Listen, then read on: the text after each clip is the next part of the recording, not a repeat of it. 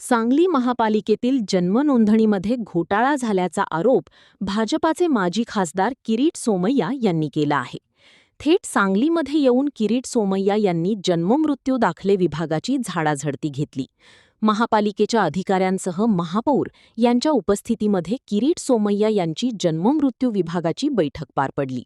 बैठकीनंतर सोमय्या यांनी सांगली महापालिका क्षेत्रातल्या जन्म नोंदणीमध्ये 3,827 जन्मदाखले बोगस असल्याचा आरोप करत हे दाखले रद्द करण्याचा निर्णय झाल्याचे यावेळी सांगितलं आहे. शहरात ही मोठ्या प्रमाणात जन्म प्रमाणपत्र घोटाळा झाले असल्याचे सिद्ध झाले आहे.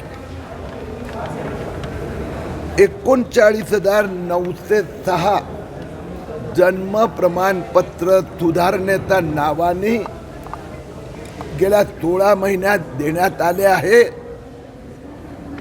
10 दिवसापूर्वी माननीय मुख्यमंत्री देवेंद्र फडणवीस यांच्याशी चर्चा करून सांगली महापालिका आणि अमरावती महापालिकेला निर्देश देण्यात आले होते. आतापर्यंत पहिल्या टप्प्यात हे 39,906 तपास केल्यानंतर 3,827 जन्म प्रमाणपत्र खोट्या पद्धतीने देण्यात आलेले आहेत. त्या सुधारण्याच्या नावाने एडिशनल जन्म नोंद झाली आहे. हे रद्द करण्याचा निर्णय आज झाला आहे. माननीय महापौर, माननीय अतिरिक्त आयुक्त,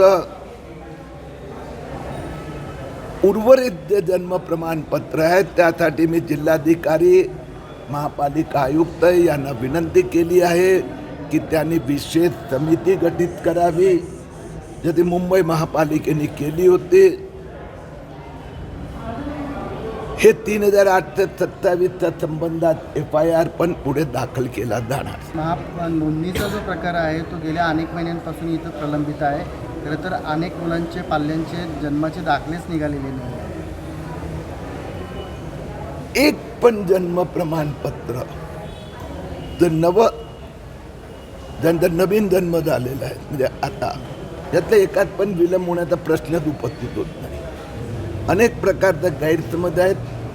1 जानेवारी 2025 पासून नवजात शिशूचा जन्म झाल्याबरोबरच ऑनलाईन त्याचं रजिस्ट्रेशन होत असते.